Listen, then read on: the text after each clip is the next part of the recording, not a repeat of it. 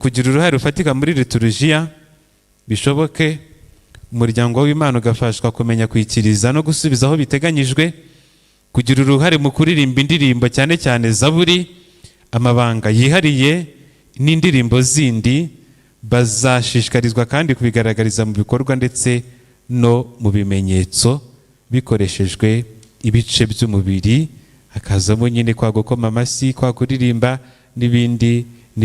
Ibyo ngibyo bakabitozwa. Niba hari aho tugomba kubahiriza umutuzo no guceceka, ibyo nabyo tukabitozwa. Aya mabwiriza rero arabigarukaho, ariko na Sacrosanctum Concilium mu ngingo ya 30 ibigarukaho. Hanyuma rero ku byerekeranye n'indirimbo ya liturujia cyangwa se le chant liturgique, abakurikira mwabonye yuko Papa Leo wa 14 muri katesheze ze ni nacyo gice agezeho. Ejo bundi yavugaga kuri muzika ntagatifu, kandi na Sacrosanctum niyo n'ubundi avugaho. Nahangaha rero ibyagarutsweho si mbitindaho cyane, ariko Papa yongeye kutwibutsa, wenda padiri arahita abibabwira mu Kinyarwanda, ngiye kubivuga uko Papa abivuze. Yaravuze ngo dans la liturgie, chanter et jouer de la musique signifie prier. Muri liturujia kuririmba biterekezwe no gucuranga bivuga gusenga.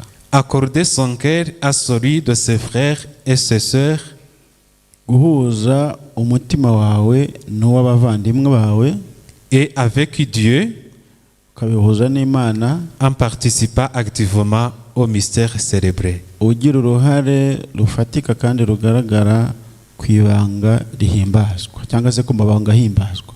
Hari andi magambo Papa agarukaho avuga ngo cantare amantis si est, le chant expression de l'amour, n'amagambo ya Saint Auguste.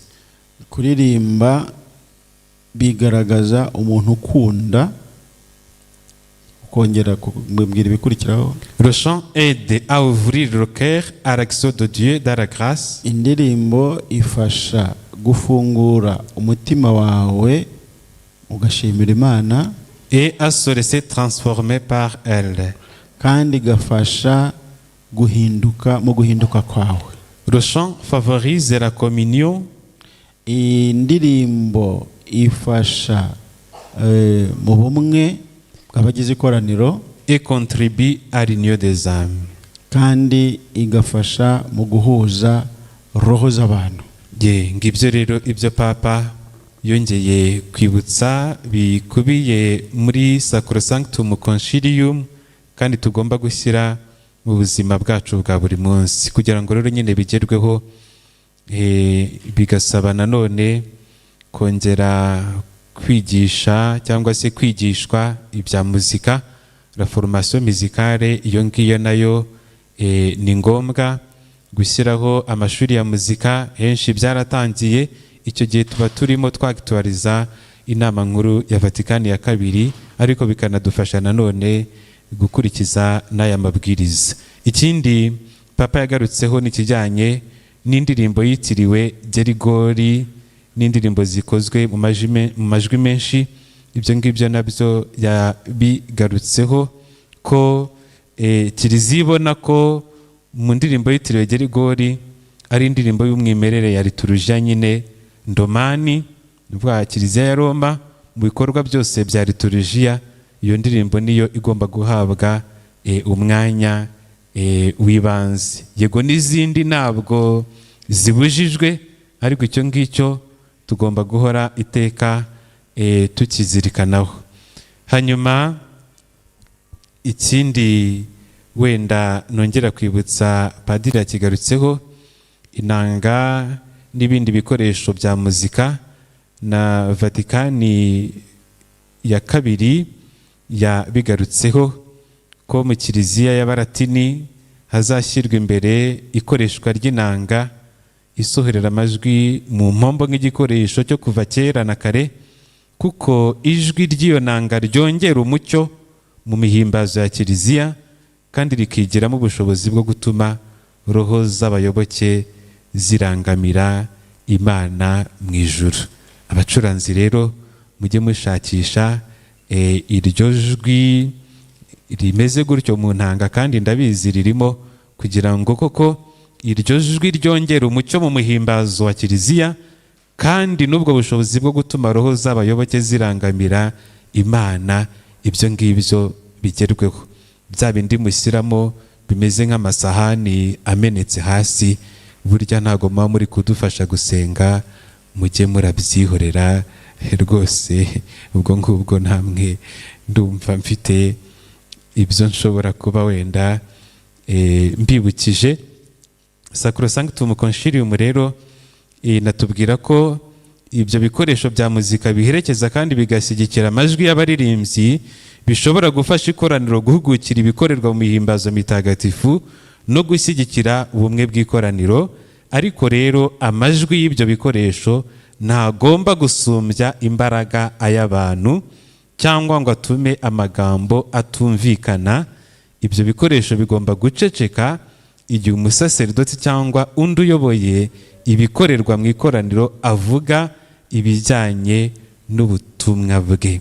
Nanone kandi tukazirikana ko muzika ntagatifu izarushaho kuba ntagatifu rwose igihe cyose izaba ikoreshwa mu gikorwa cya liturujia, igatuma isengesho rinyura umutima kurushaho, igafasha ukunyurwa kwa roho, kandi igatuma imihango mitagatifu igira icyerekezo kiganisha ku munsi mukuru.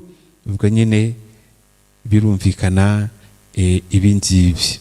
Hanyuma rero padiri yabigarutseho, abafite ubutumwa cyangwa impano yo guhimba, abahimbyi, hari ibyo inama nkuru ya Vatikani yongera kwibutsa. Mbere na mbere no kumurikirwa n'ukwemera, cyangwa se kumurikirwa n'ubukristo. Kumurikirwa n'ubukristo, kuko utamurikiwe n'ubukristo ntabwo wahesha agaciro muzika ntagatifu, cyangwa se ngo utume ubukungu bwayo bubasha gukura buri munsi. Hanyuma rero batubwira ngo bazahimba injyana zigaragaza ibiranga muzika ntagatifu, zishobora kuririmbwa n'amakorari manini ndetse n'amato, kandi zigatuma imbaga y'abayoboke igaragaza uruhare rwayo ku buryo bufatika. Amagambo agize indirimbo ntagatifu agomba kuba yubahirije inyigisho za Kiliziya Gatolika, ndetse byaba byiza ayo magambo akuwe mu byanditswe bitagatifu cyangwa se mu bitabo bya liturujia.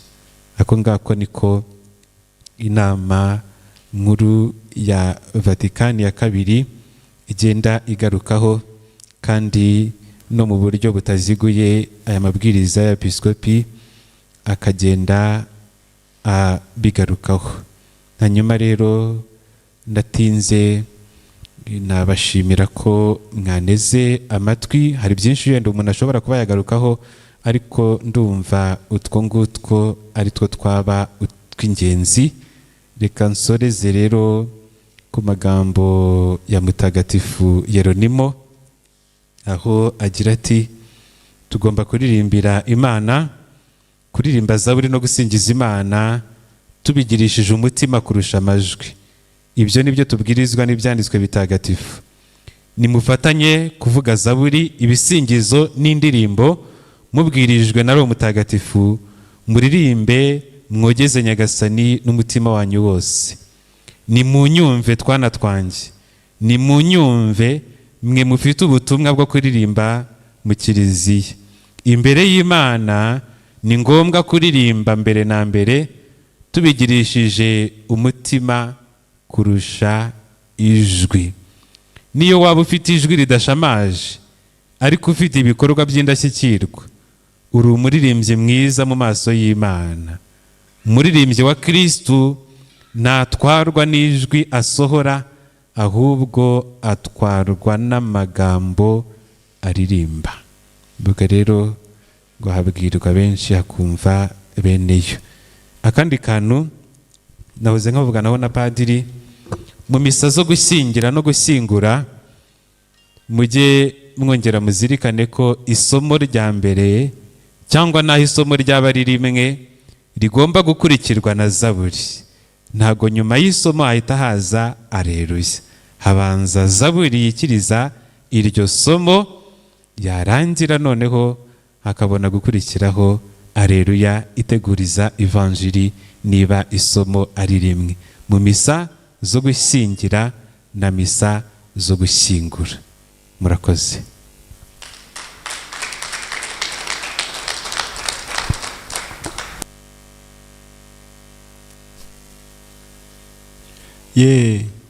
kandi buriya Jose ngo nusoza ibyo watangiye, njyewe nitwa Nkundimana Theophile, niyo nagombye kuba umuntu yahereye ariko kubera ko twatagekerewe, hanyuma Padiri Julien aba muri paruwasi ya Mushangemba hano muri seminari, nawe ni umwe mu bagize komisiyo.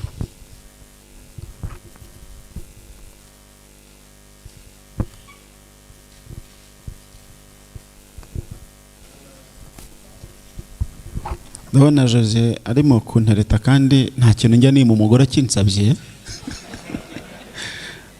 Reka tubaho umwanya mubaze ibibazo nka 5 gusa, ibindi muze kubyandika tuzahora ibyo tubisubiza. 5 byonyine.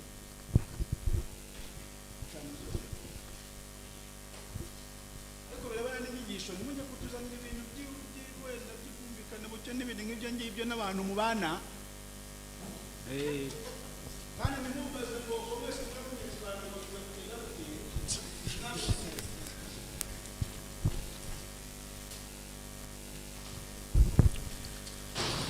Murakoze bapadiri ku nyigisho nziza mumaze kuduha.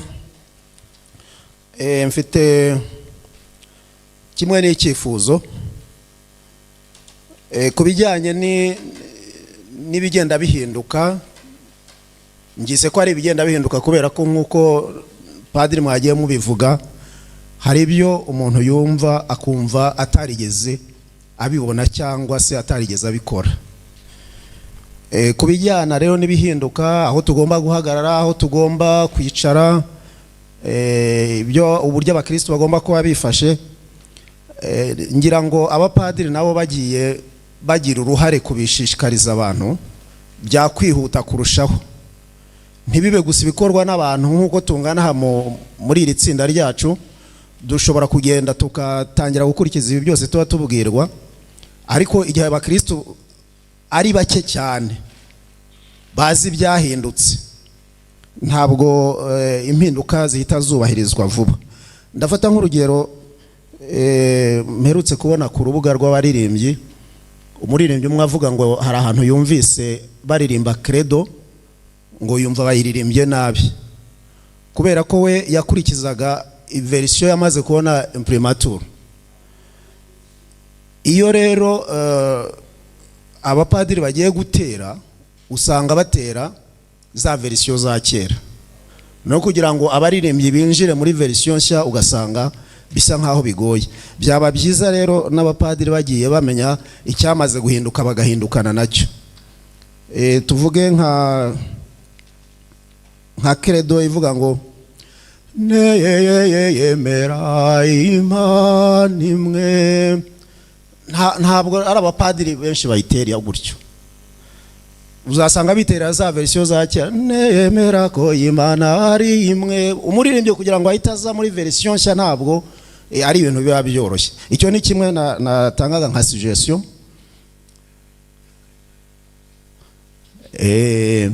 Hanyuma ntabwo ari padiri gusa ariko nuzabivuge. Okay. Turabiceceka. Ikindi ntumvise ariko usanga nanone tukibazaho cyane abaririmbyi, ni ikijyanye n'indirimbo dukoresha indimi zazo. Ugasanga mu misa y'Ikinyarwanda harimo Igiswahili, harimo Igifaransa, indirimbo iringara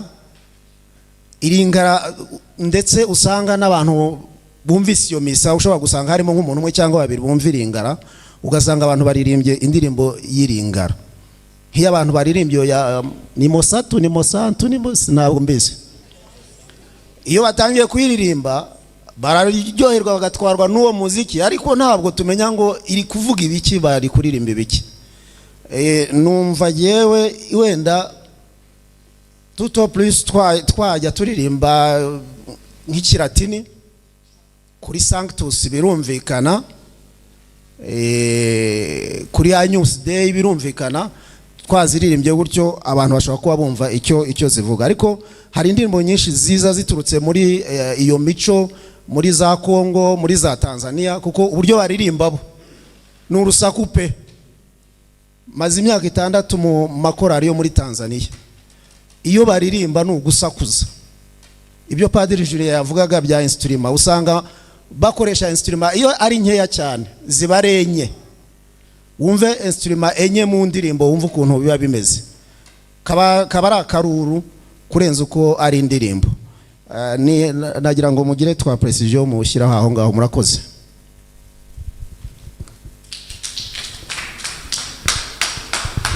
Wenda reka mbere ku cyifuzo watanze, njye ku bwanjye numva abasaserdoti nabo nyine baracyari guhugurwa cyangwa se kwibutswa ibyo bagomba gukora, kuko hari uburyo bubiri. Iyo credo cyangwa iyo gloria korali iteye na padiri akayitera, navuze ko byose birategurwa. Wowe urayobora, banza wegere umusaserdoti umubwire uti twateguye iyi ngiyi, niba adashoboye kuyitera, kuko biremewe ko n'umuririmbyi yatera ya ndirimbo, kugira ngo urwo rujijo rucike. Hakwiriye kubaho imikoranire myiza n'abasaserdoti bacu.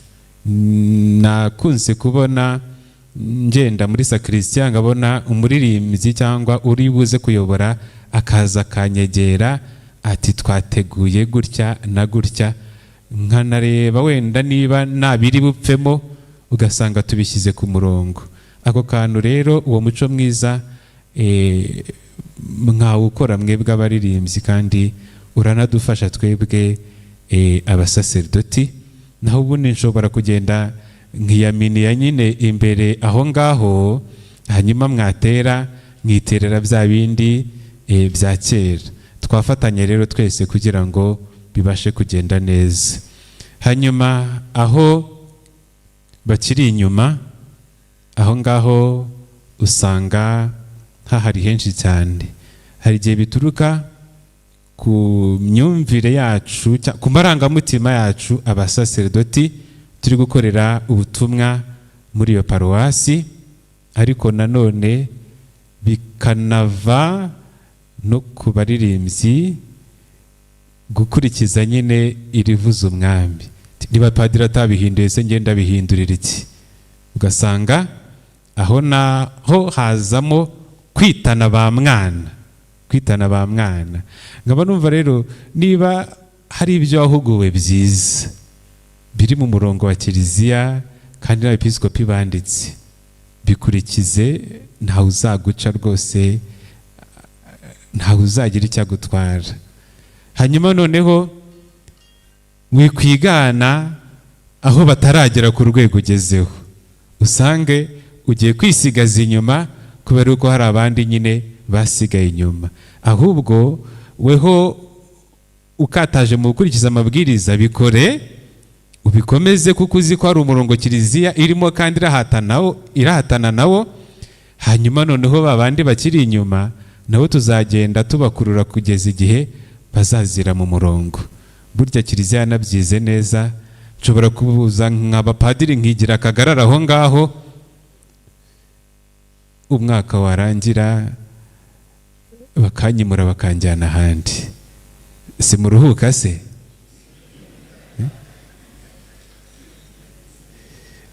Muraruhuka, hanyuma nyine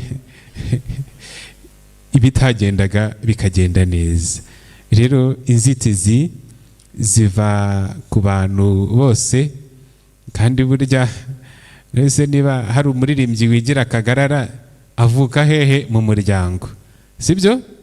Ndetse padiri ni ikimanuka, ntabwo avuga se muri wa muryango ufite bya bibazo byinshi. Ndetse wagize ngo kunsiga amavuta bizakuraho bya bindi byo mu muryango? Si bajya bavuga ngo la grâce ne supprime pas la nature, sibyo? Rero icyo kintu cyo guhinduka kirahari ku ruhande rwanjye nk'umusaserdoti, ariko kirahari no ku ruhande rw'umuririmbyi. Navuga ngo ishimira urwego rwiza ugezeho, nanjye ujye usabira nk'umusaserdoti utararugeraho, aho kugira ngo wakire cyangwa se usange turimo turananizanya muri ibyo ngibyo, sibyo ra? Numva icyo gihe byadufasha. Hanyuma indimi, ururimi rw'indirimbo cyangwa indimi z'indirimbo, numva twarabyigishije kenshi. Nakurengera mu kuvanga indimi. Umuntu agomba gutegura misa akurikije umwihariko ugendera burya no ku bantu baraza muri iyo misa, hanyuma noneho ibindi ukabanza ugasobanurira abari muri iyo misa icyo bivuze n'icyo bisobanuye. Ko nujya kuririmba nyine ngo yomo santu, niba ari yomo santu, uzababwira uti muri nyir'ubutagatifu turaza gukoresha indirimbo y'Igiswahili, ariko amagambo yayo umuntu agenekereje mu Kinyarwanda bisobanura ibi ngibi. Mutagira ngo ni igitutsi, ahubwo muze kujya wenda muri iyo mudu, niba uruhare mushobora kugiramo murugiremo. Kuririmba bishobora kubananira, ariko se no gukoma amashyi biri buze kubananira. Ni urugero wenda nitangiye rujyanye no gufasha abantu kugira participation active et consciente. Hanyuma noneho rero niba muri Kongo cyangwa se muri Tanzania bayiririmba bavuza induru, wenda induru ni umuco wabo kavukire, ariko umuco wacu mu Rwanda ni impundu. Ntago rero nuvuza induru njye nzikanga ko hari umujura uri hafi aho ngaho, ntago nzaba nyiri muri liturujia, ubwo nzavuga ko hari umujura tugiye kwirukankana nyine waje kwiba. Ibyo bintu rero nabyo tuba tugomba nyine kubihuza cyane cyane n'umuco wacu iwacu. Ariko izo ndirimbo zo mu ndimi z'amahanga mu gihe turi mu misa y'Ikinyarwanda n'umwihariko w'abayirimo, izo nazo ntabwo zigomba kubamo nyinshi.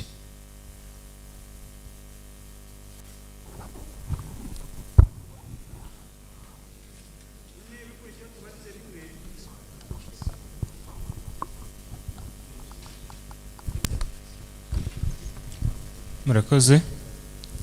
Ngewe nashakaga gusobanuza.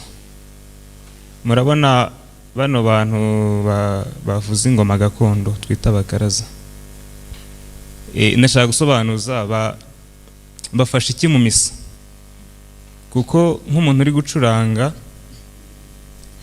hari ukuntu uba wateye ufite biti ifite 12/8, bo bagira injyana yabo rero sinzi ukuntu nta kuntu byakunda ko bakoresha yanjyana natwe turi gukoresha. Nicyo nashaka gusobanura.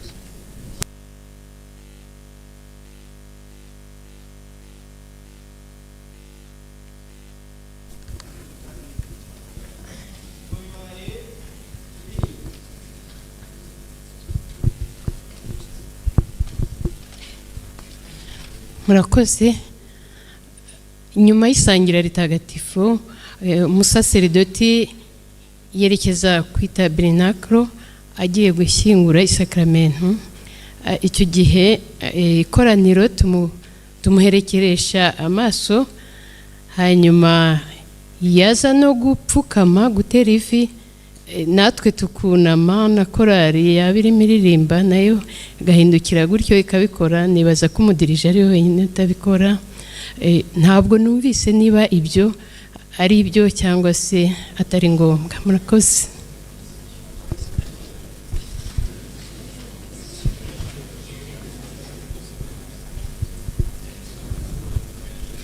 Murakoze. Mfite utubazo tubiri. Akabazo ka mbere kari ku ndirimbo zo gutura. iyo urebye abahanzi indirimbo bagiye baduha zo gutura zose, hafi ya zose batangira bavuga ku maturo, umugati na divayi. Hanyuma abaririmbyi iyo bagiye kuririmba bageze ku icyo gice, kubera ko haba hagiye kubanza umutambagiro w'amaturo asanzwe, umusaseridoti aba yicaye, noneho abaririmbyi rero kugira ngo baze guhuza neza n'ibiri gukorwa, cya gitero cy'umugati na divayi bakagisimbuka bagafata ibikurikiraho. Nyuma umusaseridoti ahaguruka agiye gutegura neza amaturo ye ariya yo kuri altari nyine, noneho bakaza bongeramo bagaruka kuri bya bindi bya mbere umuhanzi yabanje. Hari icyo nabonye rero ngiye gisa nk'ikibangamye, aho usanga umusaseridoti yarangije imirimo ye yakeneye guhita akomeza igitambo cy'Ukarisitiya, ariko korari yo kubera ko wenda yarigeze ku gitero cy'umugati ishaka kongeraho n'icya divayi ikacyongeraho, kandi umusaseridoti we yari yarangije imirimo ye, ukagira ngo ya ndirimbo hari abaririmbyi babona ko ariyo kamara kuri cya gitambo cy'Ukarisitiya. Aho hantu niho nshaka kugira ngo nsobanuze niba korari iramutse ihereye ku gitero cya mbere ikamanura uko bisanzwe uko umuhanzi yabikoze, hari icyo byaba bitwaye. Icya kabiri ni ikimurangirijeho muri iyi nyigisho ku bijyanye na misa yo gushyingirwa ndetse no gushyingura, ko nazo isomo rigomba guherekezwa na zaburi. Kiriya gitabo gitegura misa yo gushyingirwa ndetse na hariya mu gushyingura batanze amasomo, ariko ntabwo batanze zaburi ziherekeza ayo masomo. Hanyuma rero twebwe rero mu bushobozi bwacu mbona ahari tutashobora gucukumbura zaburi zizahuza neza n'uriya muhango kugira ngo bize bihuye neza. Nagira ngo naho muhansobanurire. Murakoze.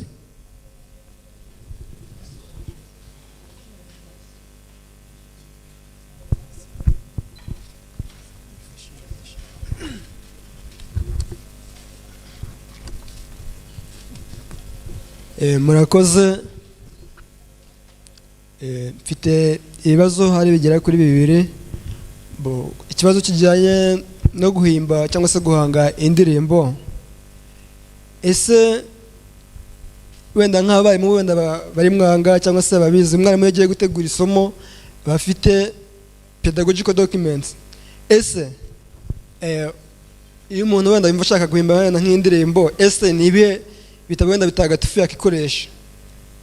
Ikindi kubijyanye n'ibyo ngibyo, ese iyo ndirimbo iyo uyihimbye, ese yemezwa gute kugira ngo isohoke abantu bose bayimenye ibe yakoreshwa?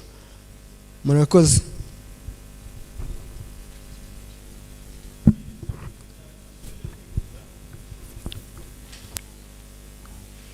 Reka dusubize twihuta. Ibijyanye n'abakaraza nabivuze, ubundi ingoma za Kinyarwanda zishyirwa muri liturujia kugira ngo tugerageze guhuza iby'abaromani n'ibyacu, sibyo? N'amashyi nuko arega nari amashyi dukoma mu ndirimbo ntimukeka yuko ari aya kera. Abakuru nk'abaporotogene ntago nzi imyaka afite, ariko wenda wabona ari byeri nyinshi zatumye byibuha cyane. Urumva ari amashyi ndayareba aza niga muri primaire muri za 80, mbere ntayabagaho amashyi yaherekeza indirimbo. Ibyo ntamenye neza ni bya konsekansiyo ukuntu byinjiye, ariko amashyi yaherekeza indirimbo nejo muri za 80, ejo bundi rwose. Ubwo rero ingoma ni icyo gisobanuro cyazo, ariko uburyo abantu bagiye bakomeza kubikoresha byagiye bita ibara, bikajya mu murishyo wa Kinyarwanda usanzwe, aho kugira ngo batoranyemo imirishyo ijyanye n'indirimbo za liturujia kandi zirimo zirahari. Bityo rero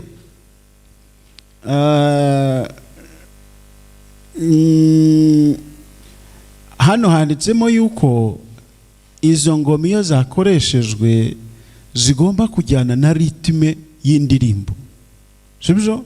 Niba bidashoboka izo ngoma zikarorera, abantu bakabahanza, bagategura abantu mu birori mbere yuko misa itangira, bagasuka imirishyo yose bashaka mu Kinyarwanda, hanyuma misa zagera bakajya mu misa nabo, hanyuma bakoza kongera gusuka imisa ihumuje kugira ngo n'uwo muco nawe ugaragaza.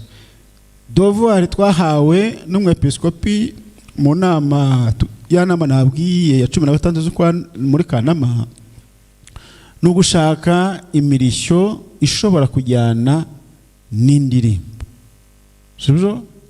Iyo ngiye akaba ari itozwa abakaraza, akaba ariyo ijya ikoreshwa. Niba itabonetse, ingoma tuzajya dukoresha izisanzwe arizo mu nanga cyangwa se za zindi bakubitisha intoki zijyana juste n'inanga, sibyo?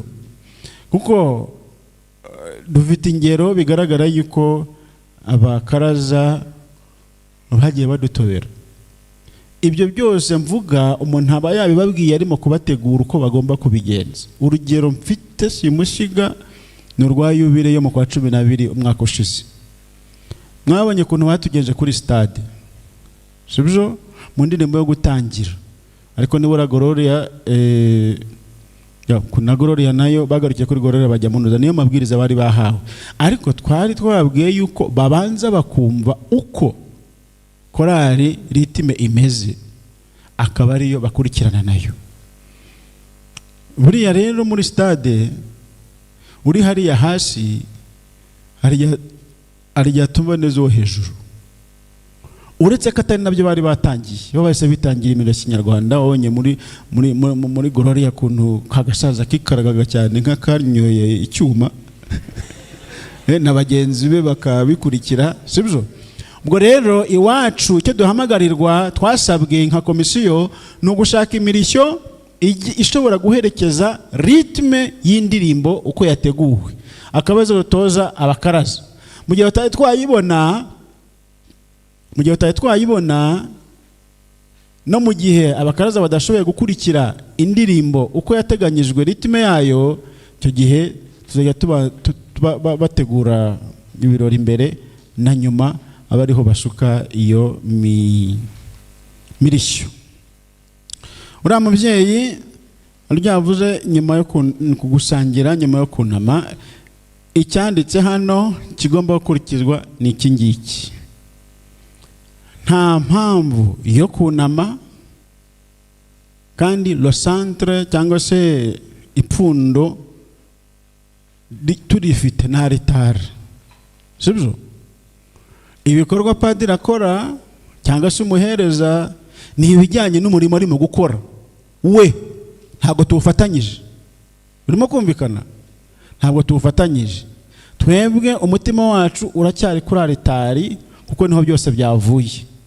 Niyo mpamvu indirimbo ikomeza, dukomeza turirimba, ntabwo twigana ibirimo gukorerwa hariya, kuko icyo ndumva cyumvikana. Hanyuma iki cyo gutura, uriya mugabo ubajije bigaragara ko atari ubwa mbere aje muri aya mahugurwa. Aha rero icyo nagusubiza ni iki: bwenge buke bw'umudirija nibwo butuma ibyo bintu byose biba, sibyo? Iyo umusaserdoti yarangije gutegura biriya bintu, niba icyo gitero utagishyizeho, ntago bivuga yuko igitambo kitarabe igitambo. Funga indirimbo, hanyuma umusaserdoti akomeze, kugira ngo niba ari n'ibindi bikorwa biri buze kujya tutatigiye. Funga indirimbo, kuko byakunaniye kuyishyiraho igihe babikoraga, sibyo? Kuko ugomba kureba wowe uyobora, cyangwa se ukaba ufite umuntu ugucira isiri mu gihe umusaserdoti atangiye gukora iriya mirimo, ibindi bitero uhita ubyirengagiza watangiriyeho, ugahita ufata ibyo bitero uko ari bibiri, ku buryo aza gusoza byombi umaze kubiririmba, mugafunga indirimbo, sibyo? iyo haje mu bwenge buke rero, hanyuma no wenda no gushaka kwemeza abantu yuko nyine arega kenshi naho bipfira, donc ntabwo utagwa n'indirimbo gusa, uri mu gikorwa hamwe n'ikoraniro hamwe n'umusaserdoti. By'umusaserdoti arimo gukora ugomba kubimenya, ukamenya ibyo urimo gukora, ukomenye n'iby'ikoraniro ririmo gukora. Niyo mpamvu babita umusemburo w'ikoraniro. Korari ni umusemburo w'ikoraniro mu gikorwa cya liturujia. Yo guhimba mbyumvishe amahushuka, ariko ndumva igisubizo ari iki ngiki: umuntu wese wiyemeje guhimba cyangwa se guhanga, oya ntago ari uguhanga no guhimba indirimbo zikoreshwa mu bikorwa bya liturujia, inzira n'ebyiri. Tuvuga document pédagogique. Document pédagogique n'ebyiri. Iya mbere nkuru ni Bibiliya, iya kabiri ni ibitabo bya liturujia.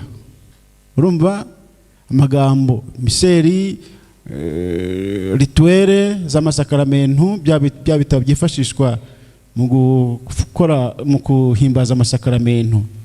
Hanyuma dokima ya gatatu ni uruhererekane rw'inyigisho za kiliziya, Père de l'Église, inyandiko za kiliziya, aho ushobora kuvanamo amagambo ushobora kwifashisha. Ndavuga indirimbo zigenewe gukorera ibikorwa bya liturujia, guherekeza ibikorwa bya liturujia. Uko yemerwa, ndumva ari cya kabiri wari uvuze. Inzira ni nyinshi. Mbere na mbere, indirimbo himbye yereka ubuyobozi bwa kiliziya ukuri hafi. Jimwe amagambo nibura ubuyobozi bwa kiliziya bukuri hafi. Sibyo? Urwego rwa kabiri ni komisiyo ishinzwe imihango mitagatifu n'itanga ribonera ry'amasakaramentu. Sibyo? Muri paruwasi cyangwa se kuri diocese. Urwego rwa gatatu ni komisiyo ishinzwe imihango mitagatifu mu rwego rw'igihugu. Nanze kuvuga ko n'umwepiskopi ibyo bifitiye uburenganzira. Sibyo? Ibyo mvuga ntimugira ngo byubatse ubu ngubu byubatse gutyo. Sibyo? Rwego rwa censure ubu ngubu mu rwego rw'igihugu ntago dufite. Mu rwego rwa komisiyo turi mu mushinga wo kurwubaka, ariko indirimbo inyuze ku mumambure wa komisiyo uwo ari we wese twebwe turayisangira.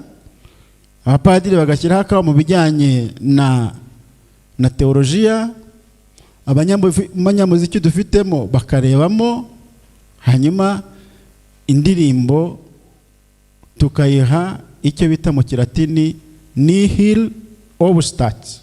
Ni ukuvuga nta cyayibuza gusohoka, nta cyayibuza gukoreshwa. Icyo gishobora no gutangira gukoreshwa, hanyuma imprimaturu ni urwego rukuru rwa kiliziya, umwepiskopi, ariko umwepiskopi hariya nk'uwacu ibitareba diocese ku buryo bw'umwihariko abigarukiriza muri komisiyo. Sibyo? Ariko ntago nakubwira ngo ibiro byacu biri hariya. Ibiro byacu ni secretariat general ya arkidiocese. Sibyo? Menya hari ibyo bibazo mwari mwabajije ari icyo ngicyo. Ikinumvisha amahoshuka kereka niba hari icyo padiri ashaka kongeraho kugira ngo dusoze iki cyiciro tujye mu kindi. Yari ku kijyanye no gushyingura ndetse no gushyingira. Zaburi zaherekeza isomo rya mbere ngiye kugisubiza mu buryo bubiri. Uburyo bwa mbere ni uko hari ibitabo, izo za rituel cyangwa se igitabo cy'imihango, muzarebe nk'igitabo gitukura kirimo imihango y'abigishwa, hazamo n'ibijyanye n'isakaramento ryo gushyingirwa. Hari amasomo ari propose, hakaba na zaburi iherekeza isomo rya mbere, aho ngaho cyagufasha. Hanyuma no mu gushyingura naho hari igitabo cyakozwe na komisiyo ya katesheze kizamo amasomo ashobora gukoreshwa ndetse na zaburi zishobora guherekeza isomo rya mbere. Niho hazamo zaburi ya 4, hakazamo zaburi ya 23 n'izindi, ariko aho ngaho ni ahantu habiri nzi ko hari sur hategurwa. Cyokora ubwo ngubwo nanone nk'umukoro kugira ngo bigende neza, buriya komisiyo muri urwo rwego yategura akantu kihuse kagendana n'izo zaburi zaherekeza isomo mu misa yo gushyingura no mu misa yo gushyingira, kugira ngo noneho bizajye biraborohera. Nkunganira wenda padiri ku tuntu tubiri ndutsindagira. Cyambere ni mu gutura. Burya iyo biriya bitero by'umugati na divayi bitakoreshejwe, nimugire ngo amagambo muririmba niyo ahindura icyo padiri yakoreye kuri altari. Hari amagambo yabugenewe umusaserdoti avuga iyo ashyize umugati hejuru uri ku gasahani, ndetse n'inkongoro iyo ayizamuye. Iyo rero mutaririmbye ibyo bitero, ntacyo bigabanya nta n'icyo byongera ku cy'umusaserdoti aba yakoze, kuko nicyo cy'ingenzi. Hanyuma mu gushyingura isakaramento ritagatifu, nta guhindukira, nta kuntama, ahubwo nyine turangamira altari iturirwaho igitambo, hanyuma noneho na Yezu twahawe cyangwa se twakiriye. Murakoze. Turabashimiye, kandi n'ubutane murutumira tuzaza. Twongere tubashimire. Hanyuma ndagira ngo abamambure bashyashya nako baje nonaha, abamambure ba komisiyo y'imihango mitagatifu n'itangwa ry'amasakaramentu batugezeho nonaha, bigira imbere nabo baze baturamutse. Hanyuma turaruhukaho gato y'iminota nk'itatu, hama dukomeza ikindi kiganiro.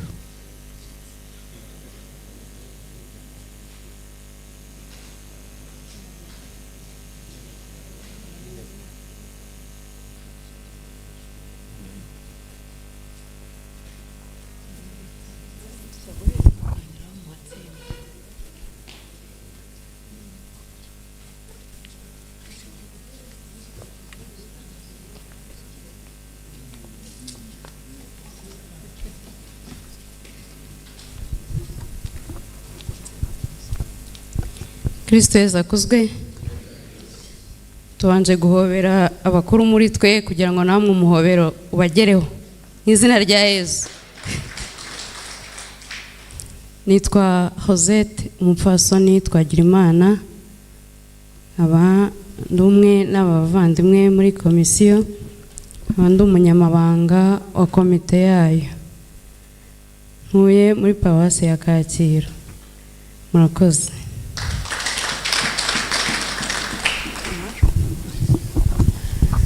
Kristo Yesu akuzwe. Nanjye ndabasuhuje, nitwa Robert Kamuratsi, ndi umumambure wa komisiyo, nkaba mvuye muri paruwasi Saint Michel. Yesu Kristo akuzwe. Murakoze kuza. Reka twebwe twikebanure ibikurikiraho mu bikurikirane.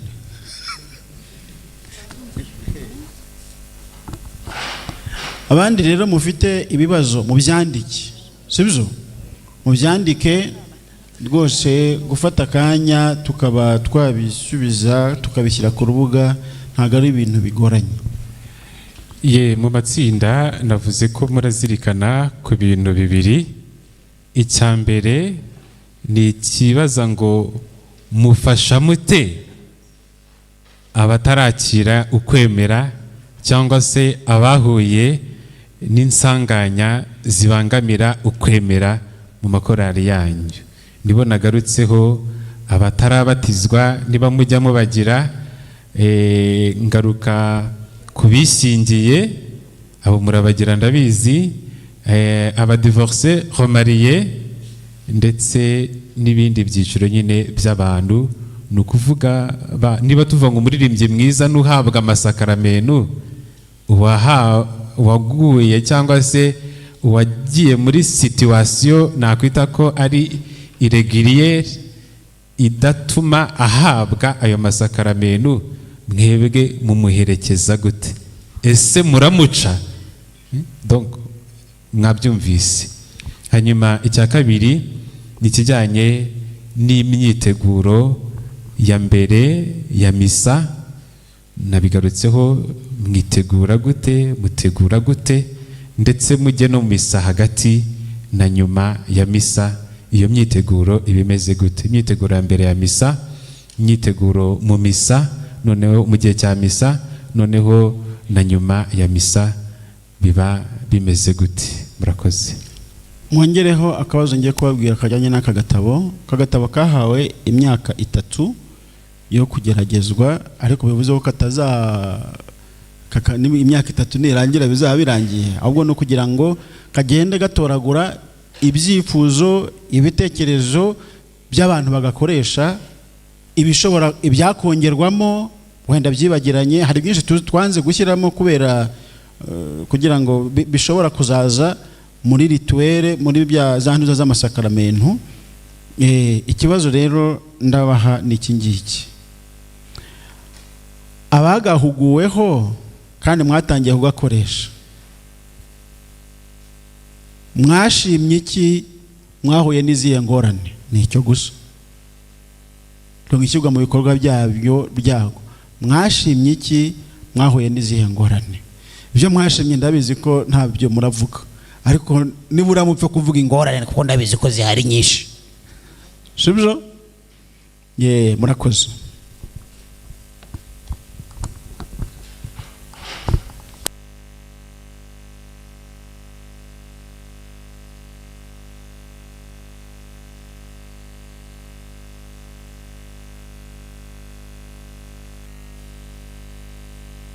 Ari padiri urimo kudusaba akanya kubera yuko yabonye abantu bahuye bo muri coordination pastorale.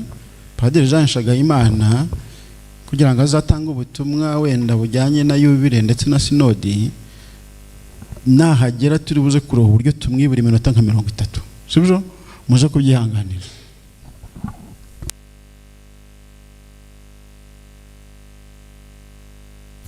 Arakoze Padiri Théophile, Padiri Julien ku nyigisho waduhaye. Uyu mwanya waduhaye ni ingirakamaro, tuwushimira Imana.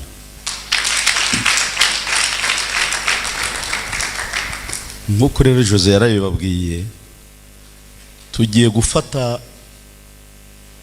iminota 5. Uko narebye mbona bamwe batangiye bizihirwa. Energize turazikorera hanze ya Diribitum. Iminota 5 tugaruke, ubwo tugirinyuse ku kiganiro gikomeye tugiye gukurikizaho. Ababonye gahunda, tugiye kuganira kuri dokima twakoze nka komite yanyu mwashyizeho umwaka ushize, dufatanije nabo muri komisiyo. Uyu munsi turagira ngo tuyibagezeho, tuyihuguranye ngo bwa nyuma. Inyuma yanyu izabisigaje impanuro za kardinali muri arkidiocese, igahinduka amabwiriza azaba tugenga mu rwego rwa liturujia muri arkidiocese ya Kigali. Ndabibutsa ko tubishaka tutabishaka, amabwiriza yemejwe n'urwego rwa Kiliziya bagomba kurikizwa nabo bireba bose. Niyo mpamvu muze kubishyira ku mutima, tugaragare nyine nka Assemblée Générale. Ubu si turi Assemblée Générale? Yego. Turuhuke rero akanya, aya mabwiriza turayagezwaho n'abagabo babiri b'inararibonye kandi bari hano, turababereka mu kanya iminota 5 Protogene na Yigere, hanyuma aze kuvuza inzogera twinjire.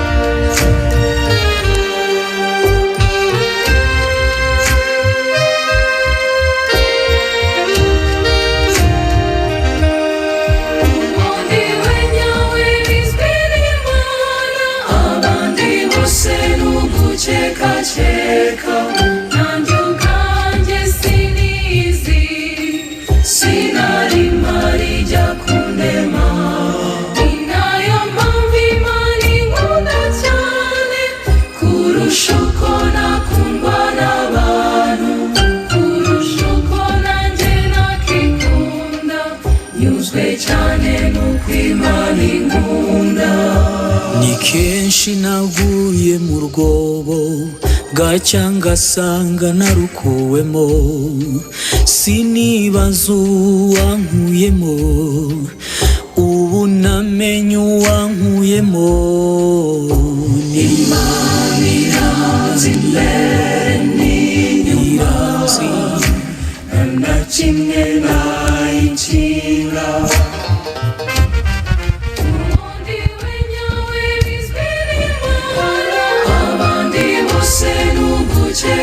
Cheka nanjye ubwanjye sinizi, sinari mpari jya kundema, ni nayo mpamvu Imana inkunda cyane kurusha uko nakundwa n'abantu, kurusha uko nanjye nakikunda, nyuzwe cyane n'uko Imana inkunda.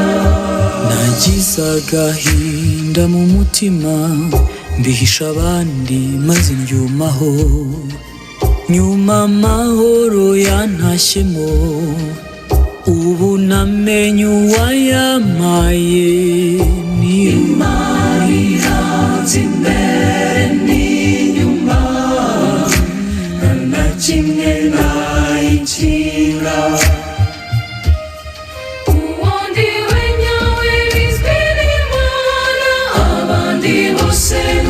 Cheka cheka nanjye ubwanjye sinizi, sinari mpari jya kundema, ni nayo mpamvu Imana inkunda cyane kurusha uko nakundwa n'abantu, kurusha uko nanjye nakikunda, nyuzwe cyane n'uko Imana inkunda.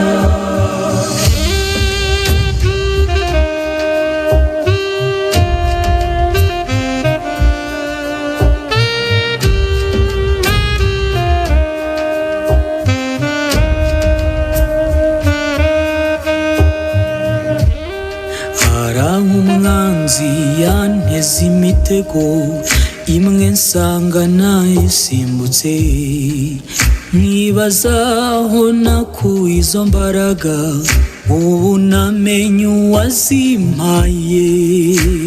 Imana iranzi imbere n'inyuma, nta kimwe nayikinga.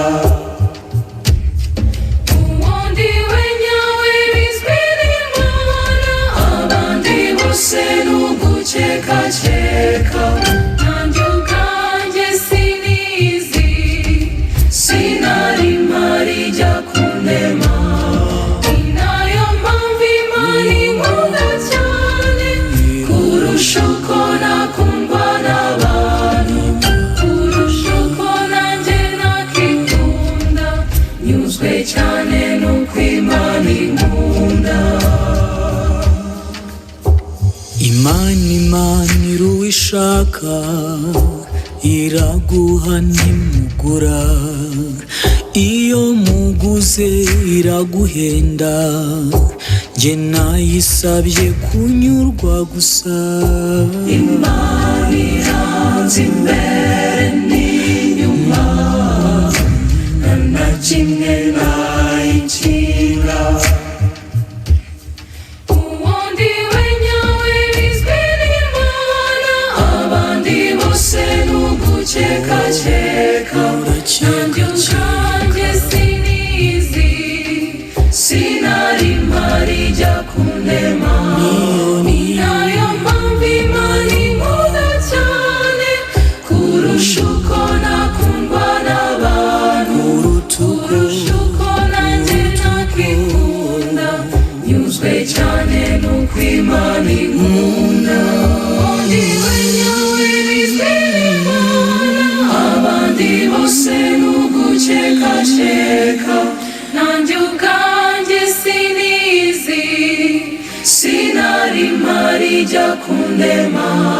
Ni nayo mpamvu Imana inkunda cyane kurusha uko nakundwa n'abantu, kurusha uko nanjye nakikunda.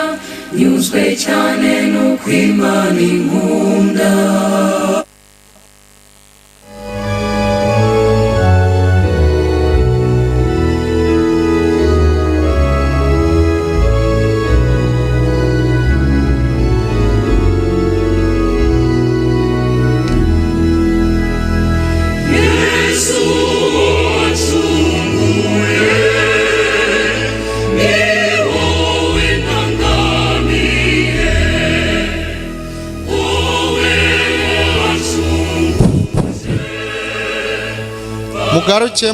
mugaruke isaha yageze. Mugaruke twige, mugaruke muri classe please.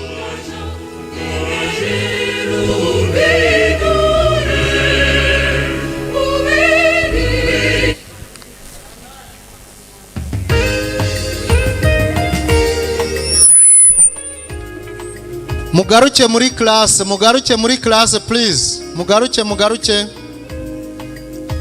Mugaruke isaha yageze.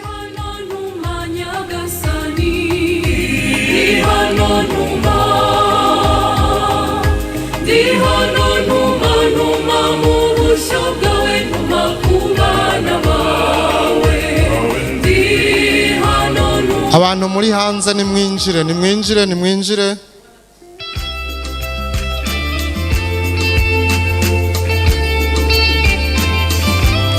Mwinjire dukomeze amasomo please.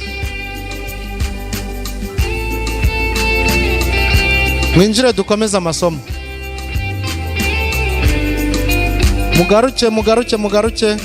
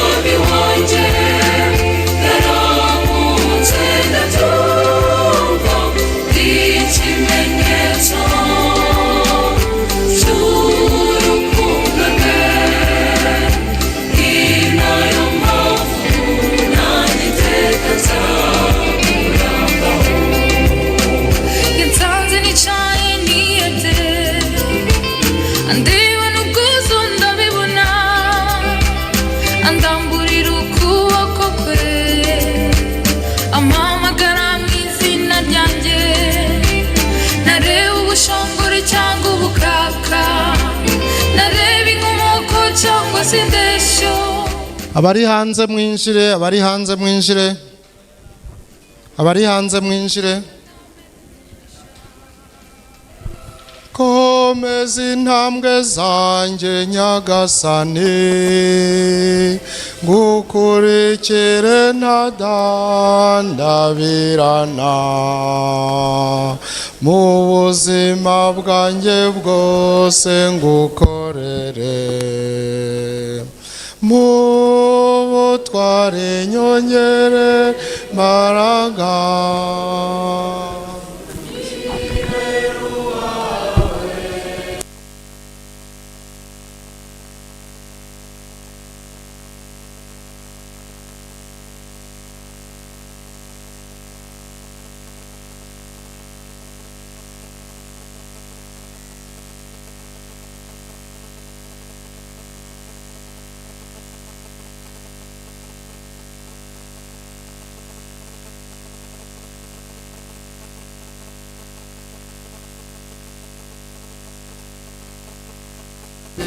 Wuje urukundo, komeza intambwe zanjye Nyagasani, ngukurikire ntadandabirana, mu buzima bwanjye bwose ngukorere, ubutware nyongerera imbaraga. Nyagasani nibera uwawe, dawe nibera uwawe, dawe. Nyagasani reba ukomeze ungirire imbabazi, ibicumuro nibyo bindemereye, duhora nguca ngusubize mu nzira nziza. Komeza intambwe zanjye Nyagasani, ngukurikire ntadandabirana,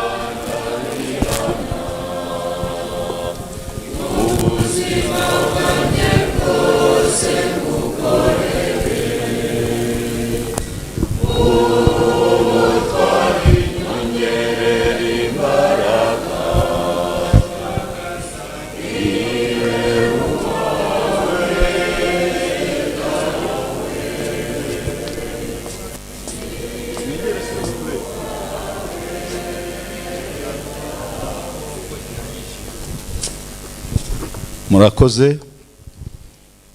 Imana ikomeze duhana umugisha. Ubundi kuyobora abantu nkamwe ntabwo ari ibintu bikomeye. Uyobora aba responsable bazi gutayiminga icyo ari cyo, sibyo? Bazi nyine responsibility icyo ari cyo, kandi umu responsable ahora ari responsable, kandi agaba ari iki intangarugero muri byose. Siko mezera abantu batangiye kuturya iminota buriya se tu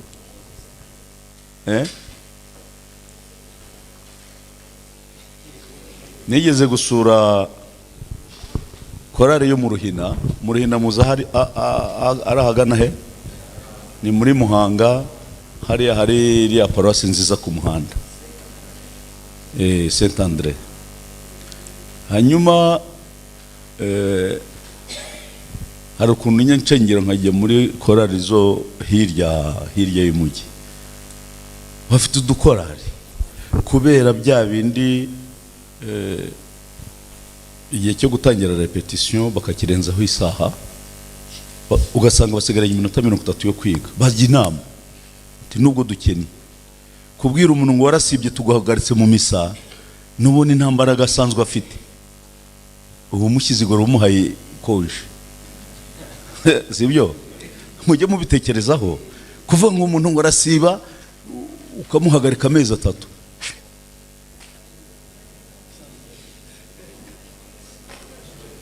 Ubuse ntumufashije. Hanyuma rero baza kuvuga bati kubera ko igihe hari amafaranga ntukererwe iminota 30. zana inoti ya senkani, ntukererwe isaha za inoti y'ijana, nusiba inoti ya turuwasa. Ni mu cyaro abantu basanga ayo mafaranga umuntu agiye yagura ibisheke bakazinduka. Mu misa kandi naho utazaririmba nutaboneka mu misa ni igihumbi. Akora karagenda kaba strong, ubundi akareba yasanga asigaranye desa ati ntabwo nyakaro ndihuta ahubwo. Ubu tuvuze tuti gukererwa minota 3 zana igiceri cya senkani barebe ukuntu twuzura isare, ariko bora abantu babone kujya gutelefonana birebire ntago biri professional, sibyo ra? Nkuko nari mbabwiye rero tugiye kuganira ku mabwiriza twakwita mu gifaransa mu kinyarwanda amabwiriza ngengamikoranire muri Archdiocèse ya Kigali ku banyamuziki. Ni nka règlement d'ordre intérieur, sibyo ra? Intano regura tugiye kuganizwa rero cyangwa kubigezwaho n'abagabo babiri. Sinzi uko bateguye, niba ba projecta cyangwa niba barasoma tugakurikira.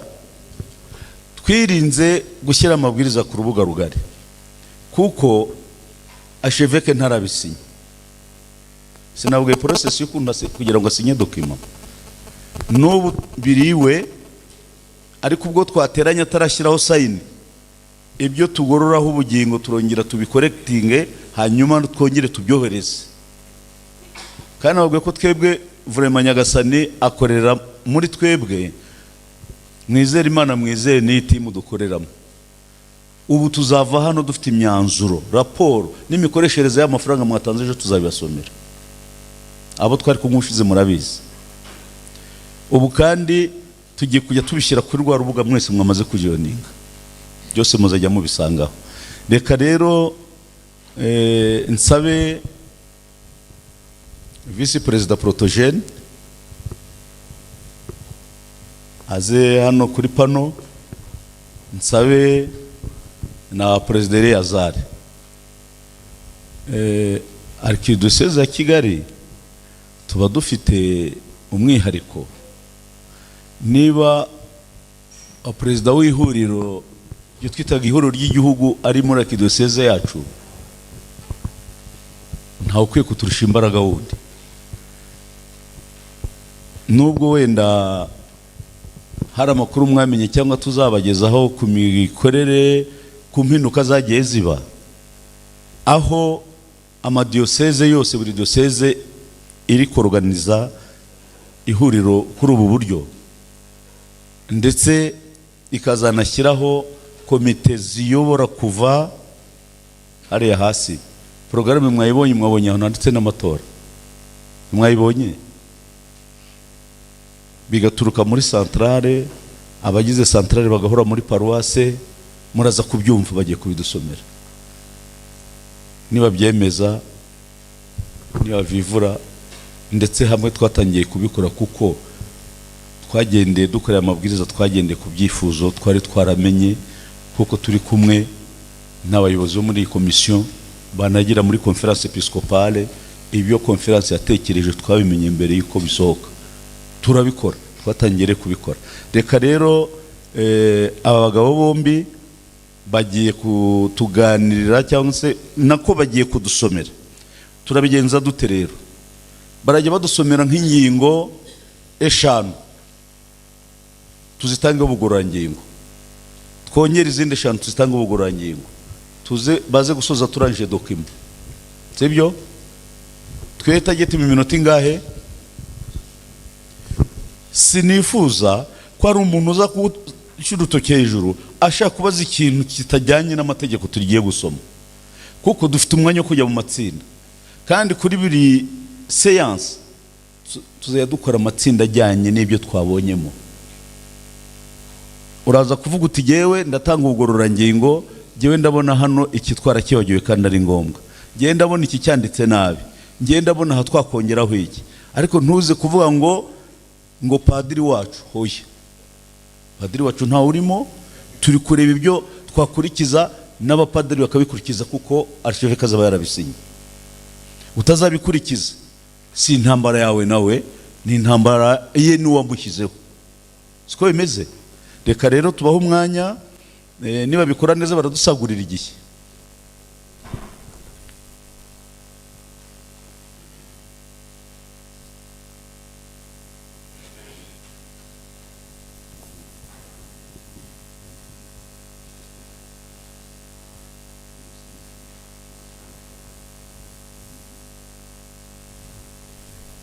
Turakomeza kubigenza gutyo kuko iyi dokima ni ndende, tuyisomeye rimwe twayisoza ibya mbere byibagiranye, sibyo?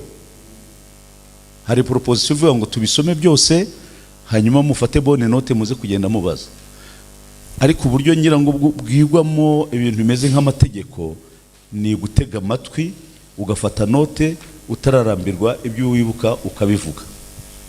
Okay? Yego.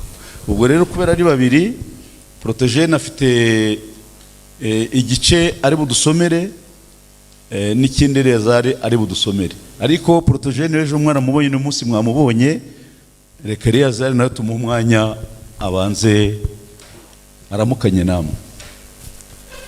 Kristo Yesu akuzwe. Muraho neza mwese.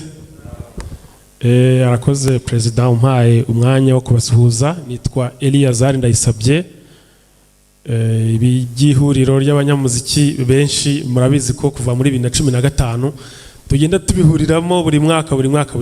Uyu n'umwanya rero wo kubaka ihuriro rya Arkidiocese ya Kigali nkuko n'ahandi mu madiocese babigeze kure aho babitangiye. Ubushize twari Ikibungo, bo banatangije korali y'abanyamuziki ba diocese, bageze kure. N'izindi diocese ziri kugenda rero zubaka ihuriro ry'abanyamuziki ba diocese kugira ngo noneho ryongere rebe none ihuriro ryunze ubumwe biturutse mu madiocese yose. Karibu rero muri iri huriro, kandi ibiganiro biri kubatangirwa ni ibiganiro by'ingirakamaro. Iki tugiyeho none nakuvugaho kikaba kizatuma dusigara hano muri Kigali dufite umurongo ukwiye, ku buryo umuntu utazaba ari muri uwo murongo ntago azaba ari umunyamuziki muri Arkidiocese ya Kigali. Reka rero mpe mugenzi wanjye ijambo atangire, hanyuma mwese Imana ibahe umugisha.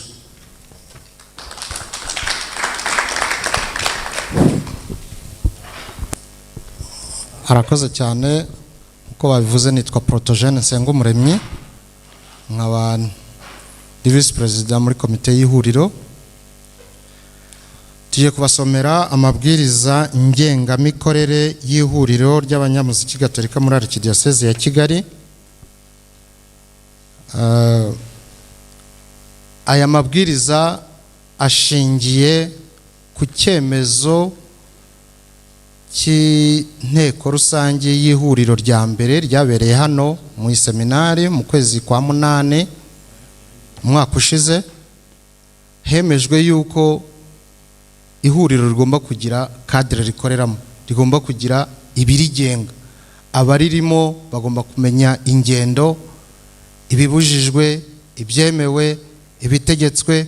Nibwo rero iyo komite imaze kugenwa, twahise twicara turatangira twegeranya amakuru hirya no hino, dutekereza uburyo yazakora, ari nabyo tugiye kubasomera muri uyu mwanya. Intangiriro: abaririmbyi, abarimu ba muzika, abahanzi, abacuranzi, abanditsi b'indirimbo zivuga iyobokamana rya Kiliziya Gatolika bariho, bazabaho, ndetse bazarushaho kwiyongera bakuza n'impano zabo. Muri iki gihe bigaragara ko bakeneye umurongo uboneye wo gukoreramo, amagambo aboneye ahuye n'amahame y'ukwemera Gatolika, guhuza izo ndirimbo n'ibihe bya liturgia ntagatifu, ururimi, umuco n'ibindi. Mu gushakira hamwe rero umurongo uboneye, ku itariki ya 17 z'ukwa 10 mwaka wa 2017 habaye inama y'inteko rusange ya mbere y'ihuriro ku rwego rw'igihugu, yahuje abanyamuziki basaga 100 baturutse mu mpande zose z'u Rwanda. Mu ikoraniro rya gatatu ry'ihuriro ry'abanyamuziki Gatolika mu Rwanda hashyizweho inzego z'imikoranire, hashyirwaho uturere tw'ikenurabushyo 9 mu rwego rw'igihugu, harimo na Arikidiyoseze ya Kigali, arizo ziswe ihuriro ry'abanyamuziki gatolika muri Arikidiyoseze na Arikidiyoseze ya Kigali. Ku rwego rwa Arikidiyoseze ya Kigali, ku bufatanye na komisiyo y'imihango mitagatifu, itangwa riboneye ry'amasakaramentu n'imyitozo nyobokamana, hakozwe ikoraniro rya mbere ry'ihuriro ry'abanyamuziki gatolika muri Arikidiyoseze ya Kigali, ryabaye kuva tariki 22 z'ukwa munani kugera 24 umwaka ushize, ribera muri seminari nto hano Indera, ryitabiriwe n'abagera ku 167. Ni muri iryo koraniro rero habayemo inama y'inteko rusange yayobowe na komisiyo y'imihango mitagatifu, itangwa riboneye ry'amasakaramentu n'imyitozo nyobokamana, hashyirwaho inzego z'ubuyobozi, hananzurwa ko hanozwa amabwiriza agomba kugenga abagize ihuriro ry'abanyamuziki gatolika muri Arikidiyoseze ya Kigali mu bikorwa byayo byose. Byongeye ni uburyo bwo guhuza abanyamuziki bahuriye ku ntego, ubumwe bw'abanyamuziki ni isoko y'umuziki unoze. Hashyizweho rero amabwiriza ngengamikorere akubiye mu ngingo ngiye kubasobera. Igice cya mbere, amabwiriza yose afite ibice 5. Igice cya mbere ni izina, ububasha n'inshingano. Ingingo ya mbere ni izina. Ihuriro ry'abanyamuziki gatolika muri Arikidiyoseze ya Kigali rigizwe n'umukristo gatolika uhabwa amasakaramentu, udafite umuziro muri kiliziya, ufite ubumenyi muri muzika, akaba yitangira kiliziya, aririmba, yigisha, ahimba cyangwa yandika indirimbo zisingiza Imana n'iza liturujia, abikorera mu itorero ry'abaririmbyi, ayobora indirimbo, aririmba cyangwa acuranga mu misa, akabikora nta gihembo asabye, kandi yumvira inzego z'ubuyobozi za kiliziya, ndetse akabikorera mu mbibi za Arikidiyoseze ya Kigali. Uwo ni we wiswe umunyamuziki gatolika muri iyi nyandiko. Akorera Imana na kiliziya, yubahiriza amabwiriza n'amategeko ya liturujia,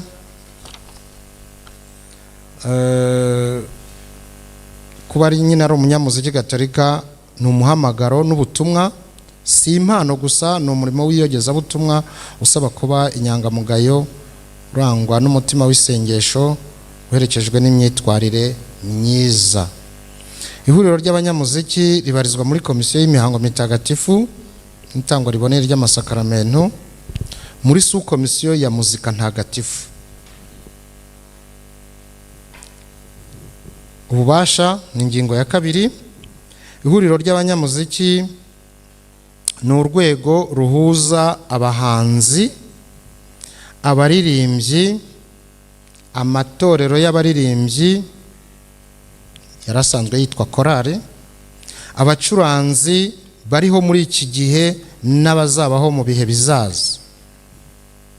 Iyo bibumbiye hamwe bateranye bitwa ikoraniro, uko duteranye ikoraniro. Kugira ngo ubutumwa bwaryo busohozwe neza, riyoborwa n'umuyobozi wa komite nyobozi mu bujyanama busesuye bwa komisiyo y'imiryango mitagatifu, itangwa riboneye ry'amasakaramentu n'imyitozo nyobokamana. Ingingo ya 3 irebana n'inshingano. Hari inshingano yo guteza imbere umuziki wa liturujia gatolika, yumvikanamo guteza imbere indirimbo n'umuziki bihuje n'amabwiriza ya liturujia gatolika n'ibihe by'umwaka wa liturujia. Irimo kandi gufasha amatorero y'abaririmbyi n'abaririmbyi kuririmba neza indirimbo zemewe na kiliziya, gutanga amabwiriza ajyanye n'imikoreshereze y'indirimbo mu misa, mu masakaramentu no mu yandi masengesho ya kiliziya, kurinda ireme ry'iyobokamana, inyigisho n'ubwiza bw'umuziki ukoreshwa muri liturujia ntagatifu. Harimo kandi indi nshingano yo gutoza no guhugura abanyamuziki.